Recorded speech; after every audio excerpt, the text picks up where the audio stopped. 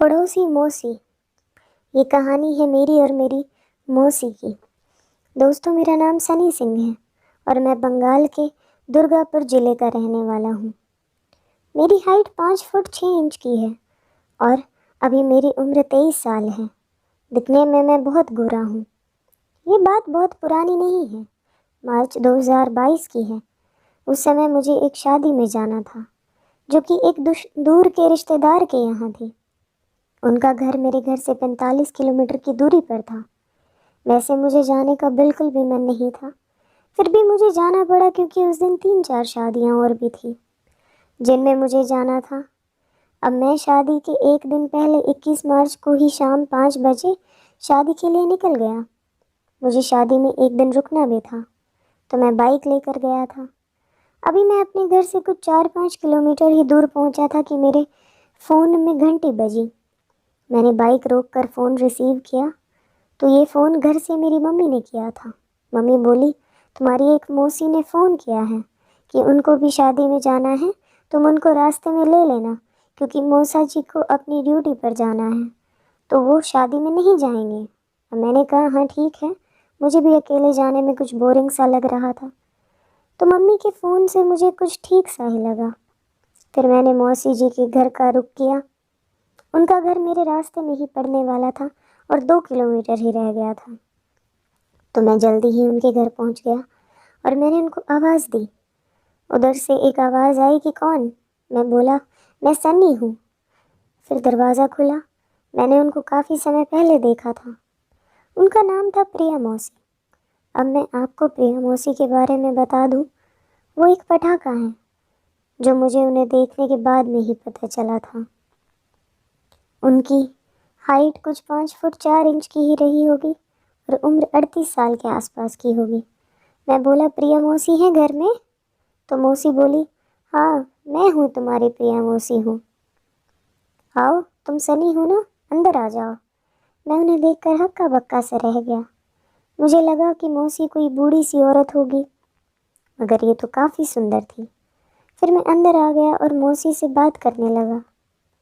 Mummy ने phone किया था आपको कि आपको भी शादी में जाना है? मौसी बोली, हाँ सनी, मुझे भी आज ही जाना है और तुम्हारे मौसा जी की तो ड्यूटी है, तो वो आज शादी में नहीं जा पाएंगे। इसी वजह से मैंने तुम्हारी मम्मी को फ़ोन किया था। फिर तुम्हारी मम्मी बोली कि तुम अकेले जा रहे हो, इसलिए मैंने सोचा कि मैं तुम्हारे साथ ही चली जाऊँ। मैं बोला, हाँ मैं तो अकेला ही जा रहा हूँ, आप मेरे साथ चल रही हैं क्या? मौसी बोली, हाँ बस चलती हूँ, तुम ये बताओ कि क्या पियोगे, गर्म या ठंडा? मैं बोला, कुछ गर्म ही पिला दीजिए। तो मौसी बोली, ठीक है, तुम बैठो, मैं चाय बना कर लाती हूँ। मैं बोला, ठीक है। 1 मिनट के बाद मौसी किचन से आई और बोली, बताओ सनी, क्या चल रहा है आजकल?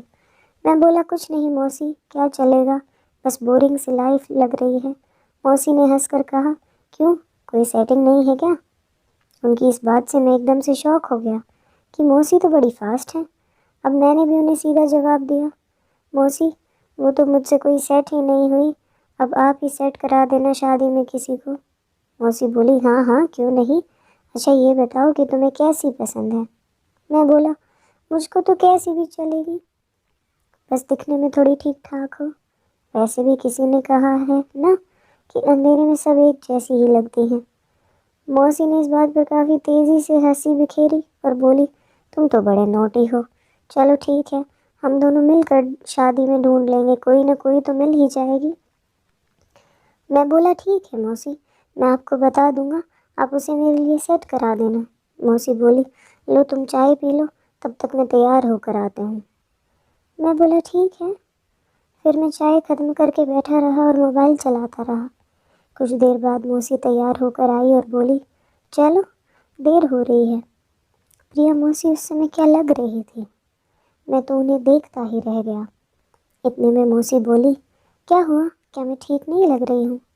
मैं बोला, ठीक हो, आप तो स्वर्ग की अप्सरा लग रही हो।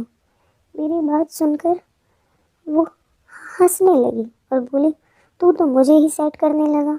मैंने भी हंसकर कहा, ऐसा कुछ नहीं है मौसी, चलो चलते हैं।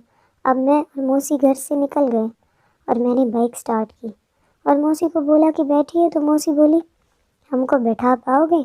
मैं बोला हाँ, क्यों नहीं मौसी। मौसी बोली सोच लो। मैं बोला हाँ सोच लिया, आप बस बैठिए तो सही। मौसी बोली ठीक है, पहले गाड़ी थोड़ा धीरे चलाना, फिर स्पीड बढ़ाना।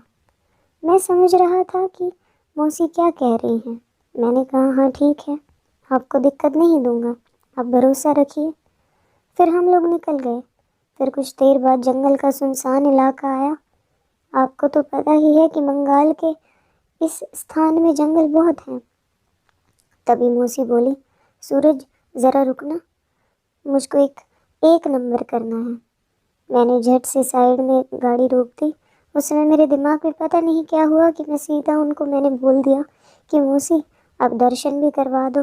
मेरी इस बात का मौसी ने कोई भी विरोध नहीं किया। फिर 1 घंटे की देरी से हम दोनों शादी में पहुंच गए।